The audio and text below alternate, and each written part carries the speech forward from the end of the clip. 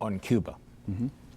The president has announced we're going to reestablish diplomatic relations. He's taking them off the state-sponsored terrorist list. You have been strongly against that. That's no surprise to anybody. Your folks came from Cuba. You had to leave because of Castro.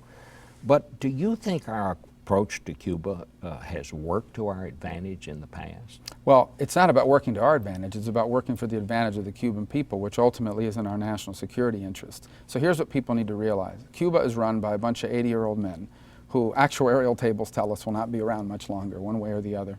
They will be replaced by a new generation of leadership. The leverage we have over that new generation to ensure the prospects or to improve the prospects of democracy are our economic sanctions towards Cuba. Every time you give up sanctions towards Cuba, you lose more leverage over their future. I reject the argument that flooding Cuba or trying to flood Cuba with American free enterprise is going to change the political nature of the regime for one simple reason. There is no such thing as the Cuban economy. The entire Cuban economy is owned by a holding company under the complete control of a general who happens to be Raul Castro's son-in-law. And they are going to pick and choose what economic activity is allowed, what economic activity is not.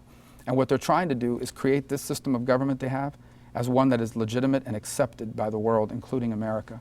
And I think removing them from the terrorist list, diplomatic recognition, more travel, more trade, more commerce, all these things not just legitimize that regime, but give them access to more currency, which they can use to make their system of government permanent, meaning another generation of Cubans will live under tyranny.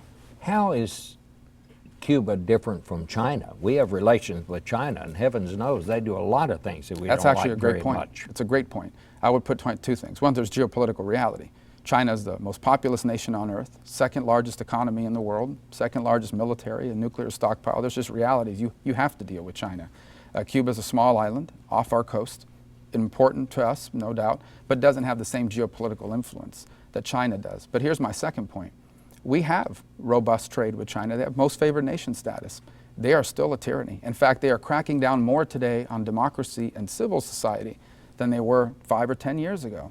And so the question becomes, if in fact flooding a country with access to American products and goods changes a nation politically, if it didn't work in a country of 1 billion people, how is it possibly going to work on a small island of 13 million people? And I think it actually makes my argument for me.